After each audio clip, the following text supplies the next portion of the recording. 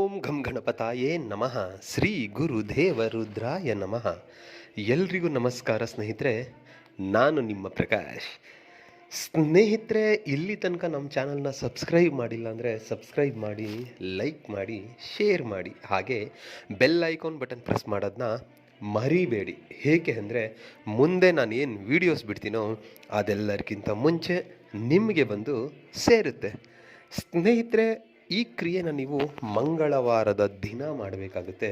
ಅದಕ್ಕೆ ಅವರ ಫೋಟೋ ಬೇಕಾಗುತ್ತೆ. ಹೇಗೆ ಮಾಡಬೇಕು ತಿಳಿಸ್ಕೊಡ್ತೀನಿ. ಮಂಗಳವಾರದ ದಿನ ಈ ಕ್ರಿಯೆ ಮಾಡುವಾಗ ಒಂದು ತುಪ್ಪದ ದೀಪವನ್ನು ಹಚ್ಚಬೇಕಾಗುತ್ತೆ. ಹಚ್ಚಿ 5 ಮಂಗಳವಾರ ಈ ರೀತಿಯಾಗಿ ಮೊದಲಿಗೆ ತುಪ್ಪದ ದೀಪದ ಎದುರುಗಡೆ ಅವರ ಫೋಟೋವನ್ನು ಇಟ್ಟು, ಇವಾಗ ನಾನು ಏನು ಮಂತ್ರ ಕೊಡ್ತೀನೋ ಆ ಮಂತ್ರನ ನೀವು 108 ಸಾರಿ ಪಠನೆ ಮಾಡಬೇಕಾಗುತ್ತೆ. ಪಠನೆ ಮಾಡಿ ಮುಗಿದ ಮೇಲೆ ಅದನ್ನು ನಿಮ್ಮ ಪಾಕೆಟಲ್ಲಿ ಇಟ್ಕೊಂಡ್ಬಿಡಿ ಫೋಟೋವನ್ನು. ಮತ್ತೆ ಮುಂದಿನ ಮಂಗಳವಾರ ಅದೇ ರೀತಿಯಾಗಿ 5 ಮಂಗಳವಾರ ನೀವು ಪಠನೆ ಮಾಡಿ ಮುಗಿದ ಮೇಲೆ,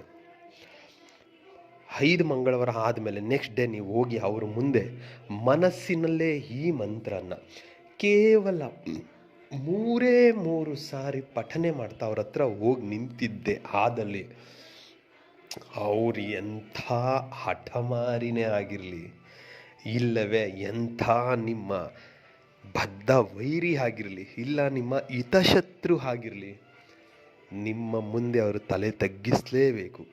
ಅಂದರೆ ನಿಮಗೆ ಅವರು ವಶೀಭೂತರಾಗಲೇಬೇಕು ಅಂತ ಪವರ್ಫುಲ್ ಮಂತ್ರ ಇದೆ.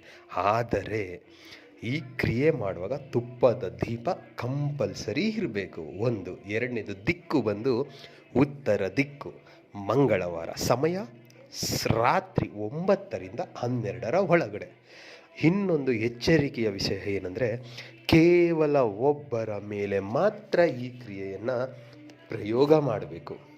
ಇದಕ್ಕೆ ಮಂತ್ರ ಹೀಗಿದೆ: ಓಂ ನಮೋ ನಾರಾಯಣಾಯ ಸರ್ವಲೋಕನೆ ಮಂ ಹಮ್ಮುಖಿ ಆಕರ್ಷಣ ಕುರು ಕುರು ಸ್ವಾಹ.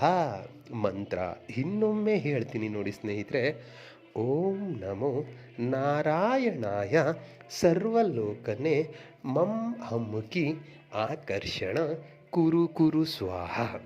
ಅಮ್ಮುಖಿ ಅನ್ನೋ ಜಾಗದಲ್ಲಿ ಅವರ ಹೆಸರನ್ನು ಸೇರಿಸಿಕೊಳ್ತಾ ಈ ಮಂತ್ರ ಪಠನೆ ಏನಾದರೂ ನೀವು ಮಾಡಿದ್ದೆ ಆದಲ್ಲಿ ಖಂಡಿತ ನಿಮಗೆ ರಿಸಲ್ಟ್ ಸಿಕ್ಕೇ ಸಿಗುತ್ತೆ.